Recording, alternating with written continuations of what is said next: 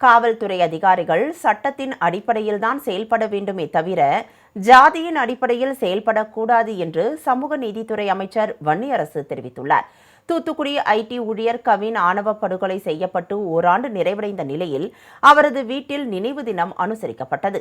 இந்த நிகழ்ச்சியில் அமைச்சர் வன்னியரசு, கவினின் பிரிமாவும், சட்டமன்ற உறுப்பினருமான தமிழ்செல்வி உள்ளிட்டோர் கலந்து கொண்டனர்.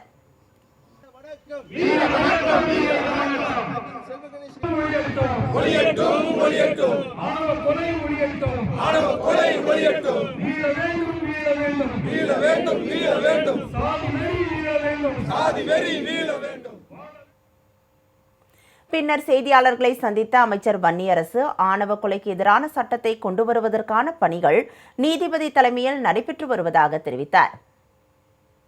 காவல்துறையில் இருப்பவர்கள் சாதி மத உணர்வு அற்றவர்களாக இருக்க வேண்டும் என்பதுதான் அரசியலமைப்பு சட்டம் வழங்கியிருக்கின்ற வழிகாட்டுதல். சட்டத்தின் அடிப்படையில் தான் அவர்கள் செயல்பட வேண்டும், அடிப்படையில் சாதியின் அடிப்படையில் அவர் செயல்படக்கூடாது என்பதுதான் அரசியலமைப்பு. இதைத் தொடர்ந்து சென்னை விமான நிலையத்தில் செய்தியாளர்களை சந்தித்த அவர், நிதிநிலை அறிக்கையில் தங்கள் துறை சார்பாக பல்வேறு கோரிக்கைகள் வைக்கப்பட்டுள்ளதாக தெரிவித்தார். மேகதாதுவில் அணை கட்டக்கூடாது என்பதுதான் தமிழ்நாடு அரசின் உறுதியான நிலைப்பாடு என்றும் அவர் கூறினார்.